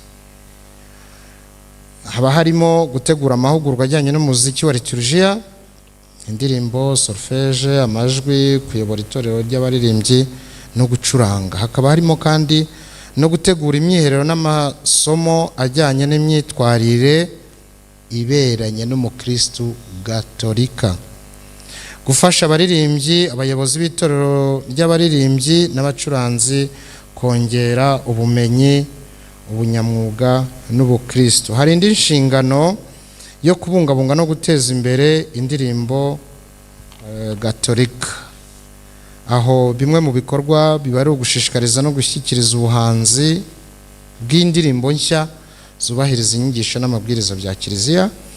Hakaba gukusanya, kubika no gusigasira indirimbo gakondo za kiliziya zitiriwe Mutagatifu Geregori cyangwa Chant Gregorien. Guteza imbere umuziki wa kiliziya ushingiye ku muco nyarwanda ujyanye n'iyobokamana. Hari indi nshingano yo guhuza no gufasha amatorero y'abaririmbyi. Hano hakabamo guhuza amatorero y'abaririmbyi yose yo muri santarari n'ayo ku rwego rwa paruwasi muri arikidiyoseze. Hakaba guteza imbere ubumwe, ubufatanye n'ubuvandimwe hagati y'amatorero, gutanga ubufasha mu gukemura ibibazo by'imiyoborere n'imikorere y'itorero ry'abaririmbyi. Indi nshingano ni yo gutegura ibirori n'ibikorwa by'umuziki, ikubiyemo gutegura amarushanwa y'indirimbo, iminsi mikuru ya muzika, amakoraniro n'ibitaramo bya gikristo. Hakabamo no kwitabira no gufasha mu birori n'ibikorwa bya arikidiyoseze, mu minsi mikuru, ibirori bya liturujia n'ibikorwa by'iyogezabutumwa. Iminsi iri imbere tuzaba dufite yubile. Gutoza imyitwarire iboneye n'indangagaciro za gikristo, gufasha abanyamuziki kubaho ubuzima bwa gikristo bufatika bushingiye ku isengesho, kwicisha bugufi n'umurava. Gushimangira ko umuziki wa kiliziya ari uwo gusohoza ubutumwa bw'Imana, gukurikirana imyitwarire y'abanyamuryango no gufasha gukura mu myemerere no mu buzima bwa roho. Hari n'inshingano yo gufasha ibikorwa bya kiliziya, harimo gutanga umusanzu mu mihango ikomeye ya kiliziya, misa y'iminsi mikuru ikomeye, amasakaramentu n'ibirori bya kiliziya, gukorana n'ubuyobozi bwa arikidiyoseze ya Kigali mu gutegura no gushyira mu bikorwa gahunda yo kunoza indirimbo zikoreshwa mu bikorwa bya liturujia ntagatifu. Hakaba n'indi nshingano yo gufasha iyogezabutumwa n'iterambere ry'umuryango, irimo gukoresha umuziki mu kwamamaza ivanjiri no kwegera urubyiruko n'abana, guteza imbere impano z'abana n'urubyiruko mu muziki wa kiliziya, gushyigikira imibereho myiza n'iterambere by'abanyamuryango mu mucyo, ukuri, ubufatanye, ubumwe n'ubwitange, gutanga ubuhamya bwiza bwa gikristo mu muryango nyarwanda no mu mahanga binyuze mu muziki no mu myitwarire. Ku ngingo ya 4 ni irebana inzego z'ihuriro. Ihuriro ry'abanyamuziki gatolika ryubatse ku buryo bukurikira. Hari ihuriro ry'abanyamuziki gatolika muri arikidiyoseze ya Kigali, ubu ni rwo rwego turiho. Hakaba uturere tw'ikenurabushyo twiswe doyene. Hakaba paruwasi, ihuriro ku rwego rwa paruwasi n'ihuriro ku rwego rwa santarari. Izo nzego zimaze kuvugwa haruguru zose zigomba kugira umuyobozi, umwungiriza n'umunyamabanga, uretse urwego rwa arikidiyoseze ya Kigali rwubatse rwo mu buryo bukurikira. Muraza kumva igice murimo. Hari inteko rusange, hari komite nyobozi, hari komite ngenzuzi, hakaba ubujyanama bwihariye bushinzwe no gukemura impaka, hakaba n'abayobozi b'uturere tw'ikenurabushyo.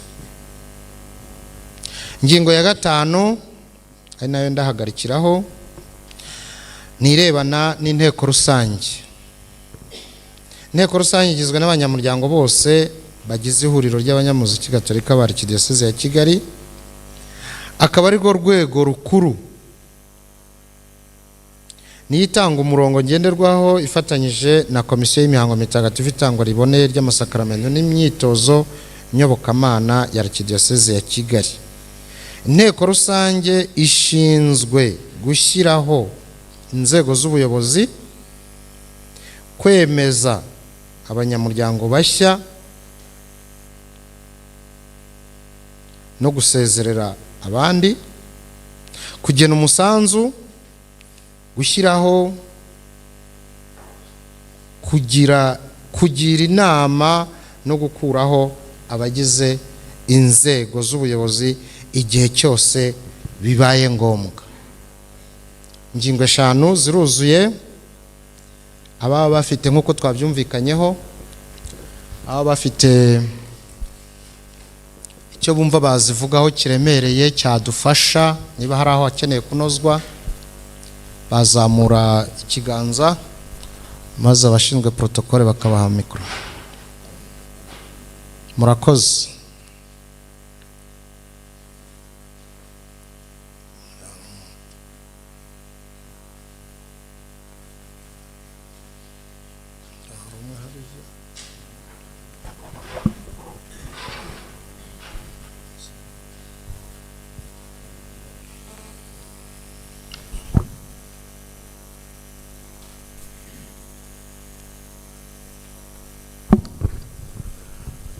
Murakoze.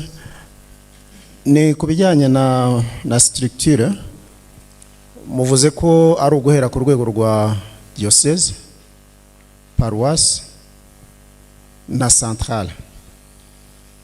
Buriya ntabwo wenda centrale baguma ku rwego rwa paroisse, ntihabe structure yihariye ku rwego rwa buri centrale.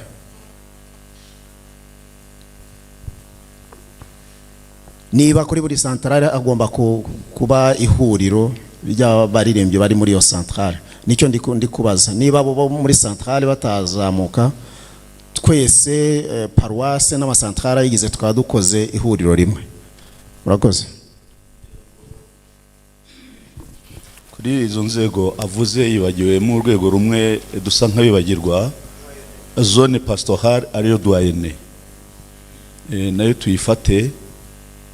Niba twumva ko nk'ahandi bamaze no gushyiraho kohari ya diocese, bivuge ngo za mpuzamakorari aho ziri, izo nzego ntitwazirengagije. Niyo mpamvu hari centrale iba ifite amakorari angana nka zimwe muri za paroisse, sibyo? Urugero nko mu Byonzi, centrale ya Gatsata ifite amakorari ubwayo ashobora kungana nayo muri Paroisse Sainte Famille. Aramutse adafite organisation yahuzwa nande yahura ate? Hari centrale zifite mpuzamakorari, tuzinyore, tuzirengagize. Urwo rwego mwatwemera rukagumaho. Aho hari paroisse idafite amacentrale nazo zibaho, icyo gihe bifatira kuri rwa rwego, ariko abishoboka ntitwahirengagiza. Iyo rero itegeko ritahavuze ntabwo hashobora gukora ibyo bagomba gukora bavukijwe uburenganzira. Hari icyo bitwaye? Convaincu? Murakoze.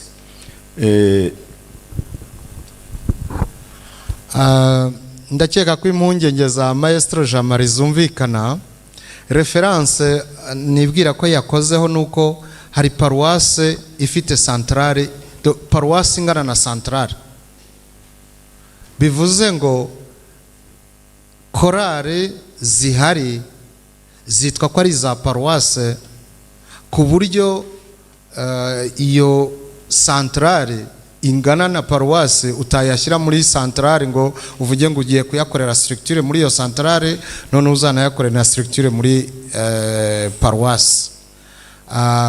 Ahaba hari case nk'iyo ngiyo maybe nta centrale yabaho, ariko ahandi hose hari za centrale zifite amakorari nkuko president yarabivuze. Nibwira yuko habayeho structure yo kujera nayo makorari muri centrale ntacyo byaba bitwaye. Murakoze. Ikibazo canje cyari ku ngingo ya mbere mwavuze y'abanyamuziki abaribo. hano hatumirwa abanyamuziki harimo abayobozi b'amakorari n'abashinzwe litirijiya mu itorero, ariko hari igihe umuntu aba ayoboye korari ariko nta bumenyi afite muri muzika. Ese nawe ni umunyamuziki? Buri muririmbyi wese n'umunyamuziki, nico kibazo cyanje. Hanyuma niba ari yego, mu maparuwase tugira za komite mpuzamakorari, ubwo runo rwego twaba tugiye gushiraho n'abayobozi bago bakorana bate n'iyo komite isanzweho isanzwe iri muri paruwase? Ese biba bitandukaniye hehe? Murakoze. Urakoze cyane, reka bite gusubiza. Soma neza ariko iriya definisiyo yashyizweho y'umunyamuziki, sibyo? Umunyamuziki gatolika ni umukristo gatolika uhaga amasakaramentu, udafite umuziro muri kiliziya, ufite ubumenyi muri muzika, akaba wakibagiwe. Agomba kuba afite ubumenyi muri muzika, akaba yitangira kiliziya aririmba, urumva, ariko afite ubumenyi muri muzika, akitangira kiliziya aririmba, yigisha, ahimba, kandi yandika indirimbo zisingiza Imana n'iza liturujia, abikorera muri korari, ayobora indirimbo, ukuvuga aririmbisha, aririmba cyangwa acuranga mu misa. Mbese akantu k'ingenzi karimo hano nuko agomba kuba afite ubumenyi muki muri muzika. Ni uwo munyamuziki rero. Ntabwo kuba mwaramutoye ari perezida wa korari cyangwa ari umuntu nyine ugerageza kubikora uko ashoboye atabifitemo ubumenyi, agomba kubanza akiga umuziki kugira ngo yitwe umunyamuziki. Murabona ko hirya no hino hari n'abapadiri babigiraho ibibazo kumva ngo kanaka ni umunyamuziki, kanaka ni umunyamuziki. Ihuriro ry'abanyamuziki n'ubu hari abantu bafite ibibazo mu kohereza abantu ngo ni abanyamuziki gusa, ntabwo ubumenyi bwacu bungana. Icyo nacyo tugomba kucyemera. Niyo mpamvu rero aya mahugurwa azajya ashyirwaho kugira ngo abantu bagende bazamura urwego rwabo rwo kuba abanyamuziki. Murakoze. Murakoze. Nitwa kuri iyi ngingo yatekerejweho cyane. Uramutse utari umujiji ntiwajya mu bajiji. Iyo uyobora abanyamuziki biba byabaye birebire, kuko ubu uyobora ibintu uzi, sibyo ra? Iki gikuraho bwa bwibone, munyemere tubivuge, bwa bwibone bw'urutugu rukura rugasumba ijosi. Ngubwo ndi maestro perezida ngo agomba kurikira ibyo ntegeka. Ubu uri umutekinisiye nturi umuyobozi. Iyo uri umuyobozi rero warize, uba ufite inararibonye muri byiza, inigenero, uba ufite ubumenyi bwo kuyobora abo bantu, kandi muhuriye kuri domaine y'umuziki. Rero turacyabyitiranya n'ishusho ihari uyu munsi, aho uyu munsi mpuzamakorari yihariye ibiyireba wenda itibuka kwiri muri sous komisiyo ya muzika muri komisiyo yo muri paruwasi. Ibi turi kuvuga rero turi muri arkidiocese. Nihamara kubaho izo nzego, bien sûr zizakorerwa muri mpuzamakorari. Ya mahorero twavuze, ya makorari musanzwe muhuriye muri mpuzamakorari ya paruwasi, si byose? Ikigiye gukorwa nuko iyo mpuzamakorari iraza kwinjira muri komisiyo y'imona nkubone, sibyo? Ba mpuzamakorari ubu ngubu iyi komisiyo, aya mabwiriza namara gushyirwa umukono, ndamutse nkiri perezida, naba mfite ubasha bwo gutumiza ba mpuzamakorari mu diocese, arkidiocese ya Kigali. Ariko uyu munsi kuko nta mabwiriza nyine, ngo nta nyandiko, nta mukono, nta n'igihari, si byose? Nitumara kuyasinya muzabibona. Uzaba uyoboye kuri uru rwego azaba afite mu nshingano ze mpuzamakorari zose zo muri arkidiocese. Niho no kugira ngo twumve aya mabwiriza turimo gusoma uburemere bwayo naho hageze. Birumvikana? Bizakorerwa rero muri za mpuzamakorari, ntabwo ari izindi komite zizaba ziri en parallele muri paruwase na mpuzamakorari. Oye, ahubwo mpuzamakorari izaba superviswe, n'ubundi buriya niko bimeze muri komisiyo y'imihango mitagatifu n'itangwa riboneye ry'amasakaramentu. Buriya mpuzamakorari nimwe iri mu gasukomisiyo kitwa sukomisiyo musique sacrée. Nk'uko muri arkidiocese iyi komisiyo mwabonye yobowe n'aba bagabo mwabonye ifite sukomisiyo ya musique sacrée iyobowe na Padiri Dukuzumuremyi Jean Leonard. Mwaramubonye ubushize yaratwigishije. Uyu munsi kituma dahari arimo kwiga muri Université Catholique i Nyamirambo. Murimo kubyumva noneho. Buriya no muri paruwasi nuko batabibabwira, haba hagombye kuba umunyamuziki muri komisiyo yo muri paruwasi ya liturujia, tubyite dutyo, ushinzwe abanyamuziki, agakorana na wa mupadiri babahaye, akaba ari we uhedinga impuzamakorari. Kubera rero ko bidakora, ni ibi turi kurodinamiza cyangwa kurestructura.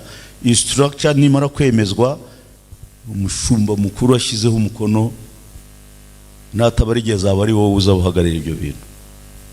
Inyuma niko batubwira amadiyoseze ameze ku implementinga iyi mikorere iteye irye, hazabaho ku rwego rwa conference episcopale bazagena umurayiki uzaba ubihedinze mu rwego rw'igihugu.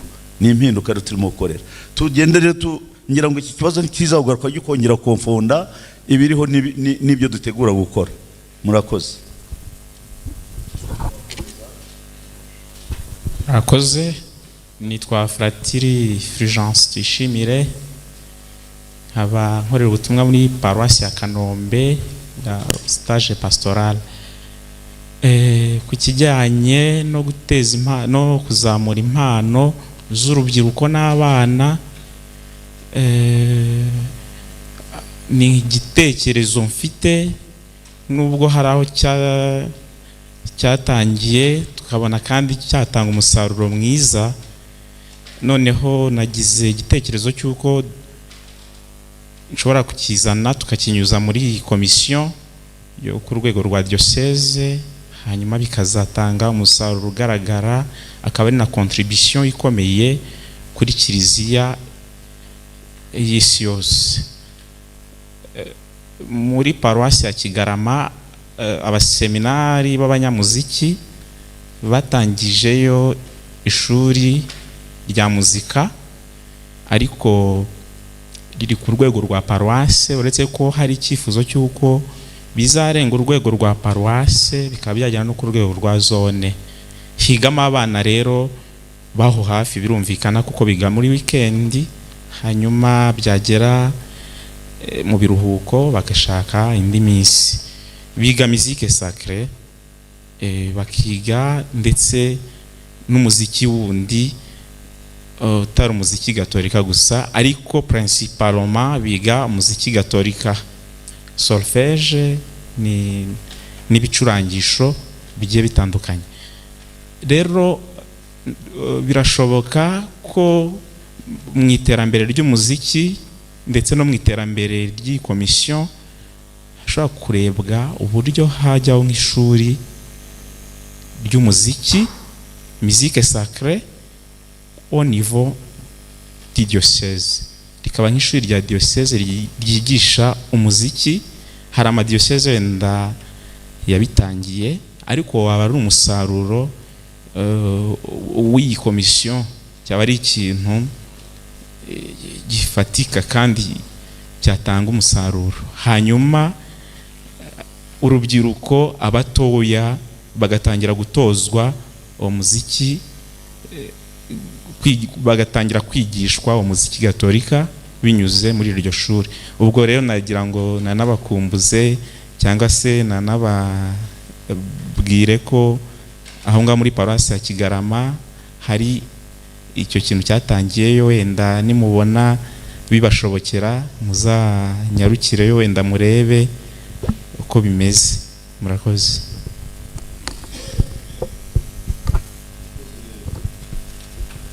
Akoze Fratiri kutwumvisha ko iyi ngingo nyiri ritavaho, ni igikorwa. Ubwo ibi biteganyijwe aha ngaha rero, iyo paruwasi ishyizeho ishuri biba biri mu nshingano zacu twebwe, sibyo? Twakomeza, ngira ngo ntabwo ari ikibazo, twari kwerekana yuko mu byo dutegura nyine action plan izaza ikurikira aya mabwiriza twashizeho.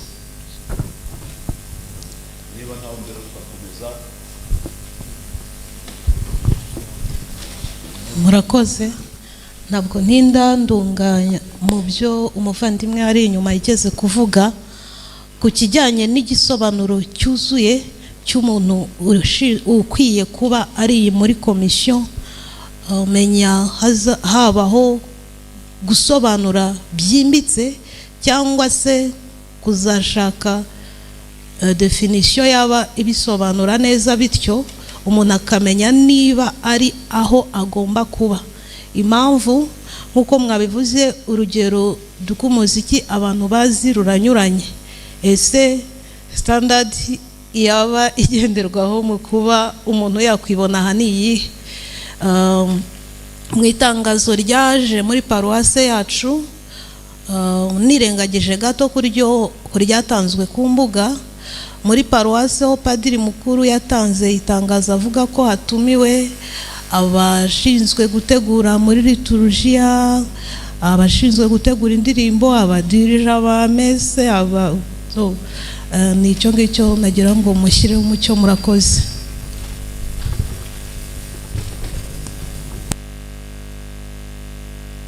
Yego, urakoze cyane. Iki kintu cyumvikane neza rwose. Umunyamuziki gatolika, urwego duheraho ni uruhe kugira ngo kanaka yitwe umunyamuziki gatolika? Tubyoroshye kuri ubu buryo. Hari santrale yashinzwe ahantu runaka ejo bundi, ni urugero ndi gutanga. Abaririmbyi bishyize hamwe, nta muntu bafite ubigisha. Habonetsemo umuntu uvuga uti ngewe nize umuziki muri primaire, muri secondaire, ahantu nigeze nigisha korali, nzi gusorufia, ubu rero nashobora kujya mbigisha indirimbo. Akabitangira indirimbo akayigisha, abaririmbyi bakayifata. Iyo ndirimbo akaba yashobora kwicuranga. Ntabwo turi gushaka ko araba yakoze ikizami runaka, ntabwo certificate runaka, kubera ko abo baririmbyi baje gusenga nabo nta certificate tuzabahawe kugira ngo witwe abaririmbyi. Uwo muntu ni igitekerezo kimurimo, ni ubutumwa yahawe n'Imana bwo kugira ngo aze gufasha abantu, aze gufasha abakristo gusenga. Ntabwo ari ngombwa rero ikizami, ahubwo ubushake no kuba we ibyo akora bibyara igisubizo muri korali cy'umunyamuziki wari ukenewe kwigisha indirimbo, gucuranga, kuririmbisha. Uwo muntu niba hari muri santrale, akaba hari muri sikisare, akaba hari muri paruwase, uwo muntu ni umunyamuziki gatolika. Noneho haziyongeraho ko agomba kwitabira ibikorwa by'ihuriro ry'abanyamuziki bizamufasha kuzamura urwego rwe. Ari nayo mpamvu twavuze ngo ubumwe bw'abanyamuziki ni isoko y'umuziki unoze. Kubera iki? Kubera ko twebwe umunyamuziki umwe ashobora kuba atari ku rwego rwatuma paruwase yose iryoherwa mu muziki, ariko bwa bumwe bwabo bakagenda bungikanya ubumenyi bafite, bikaza gutuma ikintu kivamo ari ikintu cyagutse gifasha paruwase yose, gifasha na kiliziya yose. Murakoze, mureke dukomeze. Hari nagira ngo mari impungenge madamu cyangwa mademoiselle warubajije ikibazo ndetse na mugenzi we ugeze kukibaza.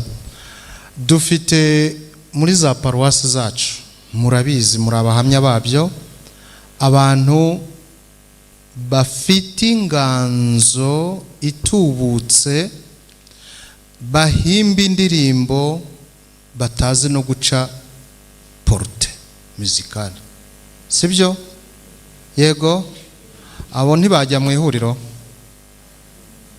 sabahanzi, sabahimbyi, ntabwo bazi solfège. Yewe nizo ndirimbo bahimba ntibashobora kuba bazigisha, sibyo? Ntibashobora kuba banazicuranga. Ikindi ni uko uyu mwaka niba uyoboye korale, mfata urugero Sainte Thérèse, simbizi ibya byose, hari amakorali yitwa Sainte Thérèse, ukaba utarigeze uca mu ishuri rya solfège na gato, ukaba utari umuhanzi, ariko igihe gishobora kuzagera muri uko kuyobora iyo korari, uzi neza kuyobora n'abarimu, byanze bikunze hari urwego rw'umuziki uzagenda umenye, kugeza ubwo ushobora no kumara imyaka 2-3 mu gihe abarimu babuze, nawe ukaba wabasubirishamo za ndirimbo. Ubwo se si ubumenyi? Nibwo perezida yavugaga hano, ni nabwo tuvuga, ntabwo biri statique, ni progressif. Umwanya uwo ari wo wose ushobora kwinjira muri korari utazi umuziki, ariko bikazakuzamuramo inyota yo kujya kuwiga, none ukazanawumenya ku rwego urwo ari rwo rwose. Ntabwo tuvuga ngo twese tujye ku rwego nk'urwa Eliyazari aricaraga ahimba indirimbo, akazicuranga, akabadirija, akagira gute agakosora n'iz'abandi, agafasha mu bintu bitandukanye. Ntabwo rero turi ku rwego rumwe twese, nubwo twakwitwa abanyamuziki, ariko mureke tujye mu iri huriro, buri wese ibyo ashoboye na buri wese ku rwego rwe. Ubwo aho si sawa? Dukomeze. Murakoze cyane. Okay. Niba mwabyemwe mwese nimuhaguruke umunota umwe, twahaguruke umunota umwe, hanyuma tugerageze tuzamure twigororemo gakeya, kubera ko ugerageze unahindukire naho ubundi utaza kugera ubwo usinzira. Murakoze cyane, Yezu akuzwe. Twongere twiyicarire. Ingingo ya 6, ariko mbere yo kuyikomeza, Faratiri igitekerezo yatanze ni igitekerezo gikomeye cyane. Ntabwo dushobora kubaka ihuriro ry'abanyamuziki tudafite amashuri y'umuziki. Iyi komisiyo rero ni urwego rugomba kuzita cyane. Ntabwo buribuka ko mu ngingo ya mbere mo guteza imbere umuziki wa liturujia gatolika, amashuri y'umuziki ni ingenzi, naho muri mu maparuwase yanyu mugerageze